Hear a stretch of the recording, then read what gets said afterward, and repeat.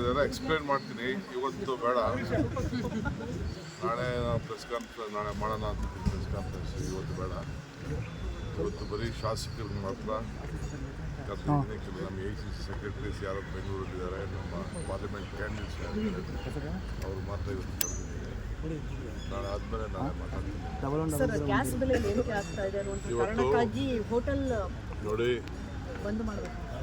ಪಾರ್ಲಿಮೆಂಟಲ್ಲಿ ಸರ್ಕಾರ ಇದನ್ನು ಚರ್ಚೆ ಮಾಡಬೇಕು. ಇವತ್ತವರೆಗೂ ಚರ್ಚೆ ಮಾಡೋಕ್ಕೆ ಅವಕಾಶ ಕೊಡ್ತಾರೆ.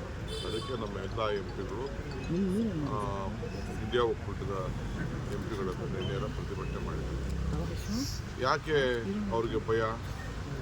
ನಿಮ್ಮ ಫಾರಿನ್ ಪಾಲಿಸಿ ಇವತ್ತಿಂದ ನಾವು ರಾಜ್ಯತೆ ಸಂಬಂಧ ನಮಗೆ ಸ್ಟಾಕ್ ಇಲ್ಲ. ಈಗಾಗಲೇ ಡೀಸೆಲ್ ಬೆಲೆ ನಿನ್ನೆನೇ ಹೆಣ್ಮಕ್ಳು ವರ್ಲ್ಡ್ ವುಮನ್ ಡೇ ದಿನನೇ 60 ರೂಪಾಯಿ ಏರಿಕೆ ಮಾಡಿ ಎಲ್ಲರಿಗೂ ಮಾಡಿದ್ದಾರೆ. MP ಗಳು ಯಾಕೆ ಮಾತಾಡ್ತಾ ಇಲ್ಲ? MP ಗಳು ಒಬ್ಬರು ಮಾತಾಡ್ತಾ ಇಲ್ಲ. ಈ ಗ್ಯಾಸ್ ಬೆಲೆದು, ಗ್ಯಾಸ್ ತೊಂದರೆ ಆಗಿರೋದು ಈಗ ಎಲ್ಲ ಸ್ಟ್ರೈಕ್ ಮಾಡ್ತಾರಲ್ಲ, MP ಗಳು ಅದ್ರ ಬಗ್ಗೆ ಮಾತಾಡಲಿ.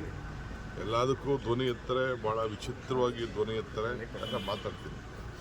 ಆಮೇಲೆ ಗೌಡ್ರು ಕೂಡ ಪಾಪ ಅವರು ಮೇಕೆದಾಟು ಎತ್ತಿನೊಳಗೆ ಮಾತಾಡಿದ್ದಾರೆ. ನಾನು ಅವ್ರ ಪಾರ್ಟಿಯವ್ರಿಗೆ ಹೇಳಿದ್ದೀನಿ, ಅಸೆಂಬ್ಲಿಯಲ್ಲಿ ಈ ವಿಚಾರನ ತೆಗೆದ್ಲಿ, ನಾನು ಪಾರ್ಲಿಮೆಂಟಲ್ಲಿ ಮಾತಾಡ್ತೀನಿ. ಅಟ್ಲೀಸ್ಟ್ ನಮ್ಮ ಕಾಲದಲ್ಲಿ ಏನು ಮಾಡಿದ್ದೀವಿ ಅಂತ ನಾನು ಹೇಳ್ತೀನಿ.